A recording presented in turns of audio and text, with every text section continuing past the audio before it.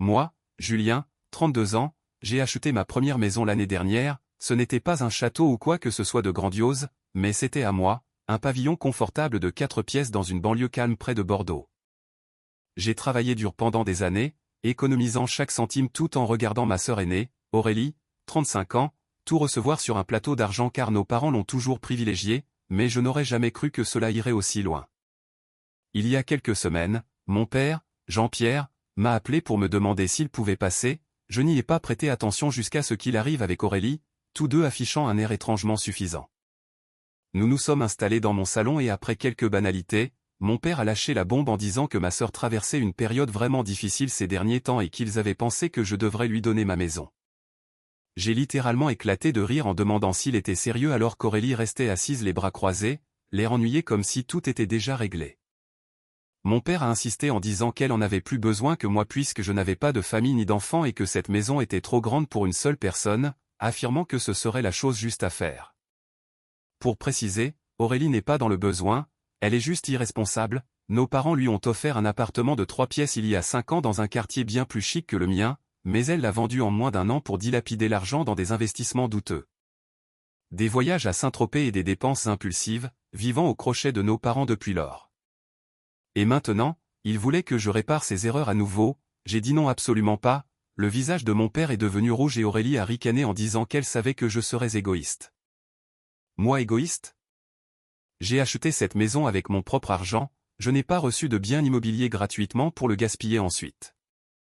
Mon père m'a dit de surveiller mon ton car c'était ma sœur et que j'avais la responsabilité de l'aider, je n'en croyais pas mes oreilles, c'était leur responsabilité de ne pas l'assister dans ses caprices et maintenant qu'il manquait de moyens pour la renflouer. Ils s'attendaient à ce que je sacrifie tout ce pourquoi j'avais travaillé. C'est alors que mon père a sorti son ultime atout en disant que si je ne faisais pas cela, je ne devais pas m'attendre à toucher un centime de son héritage et qu'il me rayerait de son testament. À ce stade, j'avais fini de jouer les gentils, je me suis levé, je suis allé dans mon bureau et j'ai sorti un dossier soigneusement organisé de mon classeur pour jeter les documents sur la table devant eux en leur disant d'aller Y et de me déshériter parce que devinez quoi. Aurélie a déjà pris sa part. Mon père a écarquillé les yeux et Aurélie est devenue pâle quand j'ai ajouté que la maison qu'il lui avait donnée et qu'elle avait vendue valait plus que tout ce qui restait dans leur patrimoine, elle avait déjà reçu sa part alors que moi je n'avais rien reçu d'eux de toute ma vie. J'ai conclu en disant de me rayer de tout mais de ne pas venir frapper à ma porte quand ils auraient besoin d'aide car je ne serais pas là. Un silence de mort s'est installé, les mâchoires se sont serrées, le visage de mon père est passé du rouge au blanc livide puis il a explosé en me demandant comment j'osais leur jeter cela à la figure après tout ce qu'ils avaient fait pour moi. J'ai eu un rire amer en répliquant que la seule chose qu'ils avaient faite était de se plier en 4 pour Aurélie en s'attendant à ce que je subisse la situation en silence.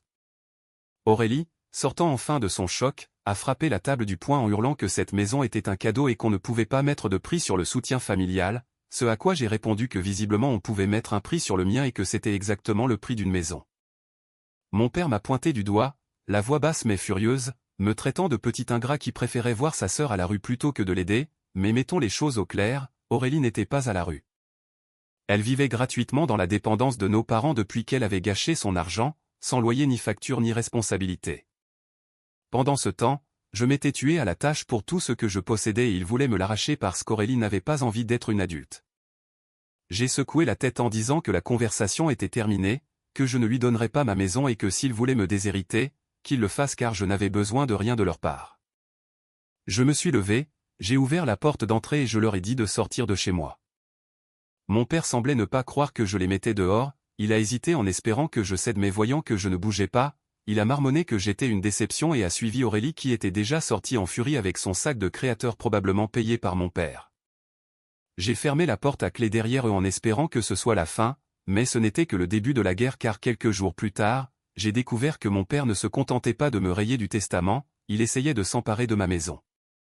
Cela a commencé par un appel de mon agent immobilier me disant qu'il avait reçu une demande bizarre de quelqu'un prétendant être mon père et demandant si le titre de propriété était à mon nom ou sous un régime familial. J'ai failli faire tomber mon téléphone, de quelle propriété familiale parlait-il? J'ai rassuré l'agent en disant que la maison était à 100% la mienne mais je sentais que quelque chose n'allait pas. Pourquoi mon père, qui n'avait aucun intérêt financier dans mon foyer, fouinait-il ainsi? Cette nuit-là, j'ai reçu une notification de mes caméras de sécurité indiquant un mouvement à la porte d'entrée, mon estomac s'est noué et en regardant les images sur mon téléphone, j'ai vu Aurélie et mon père sur mon perron avec un serrurier. J'ai immédiatement activé le micro de la caméra pour demander si je pouvais les aider. Le serrurier a sursauté de confusion mais mon père n'a pas bronché en disant qu'il vérifiait juste quelque chose et de ne pas rendre les choses difficiles. Aurélie souriait avec suffisance comme si elle avait déjà gagné, alors j'ai demandé ce qu'il vérifiait exactement et le serrurier a hésité en disant qu'il prétendait être les propriétaires ayant perdu leurs clés et ayant besoin de changer les serrures. Je me suis précipité dans ma voiture pour rentrer chez moi, furieux à l'idée que s'il n'y avait pas eu de notification, il se serait installé chez moi et aurait jeté mes affaires dans la rue. Quand je suis arrivé, le serrurier attendait maladroitement en réalisant qu'on lui avait menti, j'ai crié qu'il n'habitait pas ici et qu'il ne possédait absolument pas cette maison. Le serrurier m'a demandé une preuve de propriété, j'ai sorti mon téléphone pour lui montrer l'acte notarié avec mon nom seul sur le titre, et il s'est immédiatement écarté en s'excusant. Mon père refusait de reculer en disant que je n'avais pas le droit de le traiter ainsi après qu'il m'ait élevé, et j'ai ri en demandant si l'empêcher de commettre une fraude littérale était mal agir. Aurélie a grogné en suggérant d'appeler les flics en prétendant qu'ils ne pouvaient pas les expulser de leur propre maison, j'ai éclaté d'un rire nerveux en demandant si elle y croyait vraiment. Elle a haussé les épaules en disant que papa avait dit que c'était techniquement un bien de famille, et là j'ai compris leur plan délirant, mon père pensait vraiment pouvoir transformer ma propriété privée en bien familial par simple volonté. À ce stade, la politesse était finie, j'ai dit d'accord appelons la police, et ils se sont figés. J'ai demandé ce qui n'allait pas puisqu'ils voulaient les appeler, pensait-il vraiment que les policiers allaient m'expulser de chez moi? Mon père regardait sa voiture en hésitant à partir mais Aurélie a insisté en disant que je ne pouvais pas prouver que la maison n'était pas destinée à elle car mon père l'avait toujours prévu ainsi. C'était mignon mais j'ai sorti les preuves de mon prêt bancaire, de l'acte de vente signé devant notaire et du virement de l'apport personnel que j'avais effectué seul, sans aucune aide. J'ai mis Aurélie au défi d'appeler la police pour leur expliquer comment elle avait droit à une maison avec laquelle elle n'avait aucun lien légal, alors mon père l'a attrapée par le bras pour partir alors qu'elle bouillonnait de rage. J'ai regardé leur voiture disparaître puis je me suis tourné vers le serrurier qui rangeait ses outils, je lui ai dit que nous devions parler car il était sur le point de forcer l'entrée d'une maison sans vérifier aucune identité ni preuve de propriété. Il a essayé de se justifier en disant qu'il semblait honnête, mais j'ai exigé sa carte de visite en menaçant de contacter son employeur pour avoir presque aidé à commettre une fraude et une violation de domicile. Après qu'il soit parti en trombe, je suis rentré chez moi le cœur battant de colère, j'ai appelé l'entreprise de serrurerie pour déposer une plainte formelle en expliquant la gravité de la situation. Ensuite, j'ai contacté mon notaire pour lui expliquer que mon père et ma sœur avaient tenté de commettre une fraude, il m'a conseillé de déposer une main courante à la gendarmerie pour laisser une trace écrite en cas de récidive. Je me suis rendu au poste de police, j'ai montré les vidéos de surveillance et mes documents de propriété, l'officier a confirmé que c'était une tentative d'entrée illégale et que s'il recommençait, il risquait de graves poursuites pénales. En sortant, j'ai reçu un message d'Aurélie me reprochant d'avoir appelé la police contre mon propre père, j'ai répondu qu'il avait essayé de s'introduire chez moi et que les actes avaient des conséquences. Elle m'a traité de dramatique en disant que papa voulait juste le bien de la famille, mais j'ai rétorqué qu'il voulait juste son bien à elle au détriment du mien et que si ça se reproduisait, je porterais plainte pour de bon. Elle a fini par m'envoyer que je le regretterais, mais je savais que j'avais raison de me défendre. Une fois rentré, j'ai reçu un dernier message de mon père disant qu'il ne me laisserait pas gâcher ma vie pour un malentendu et qu'il me reniait définitivement.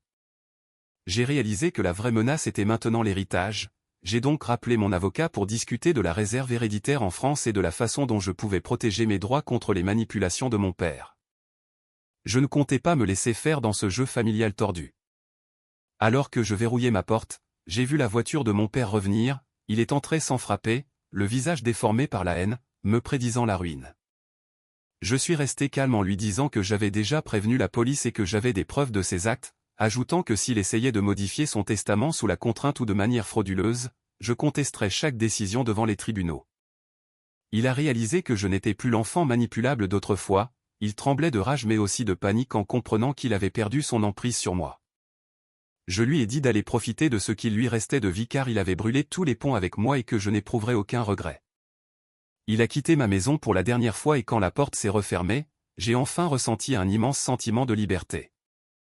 La plus belle des vengeances n'était pas dans les menaces mais dans ma totale indépendance.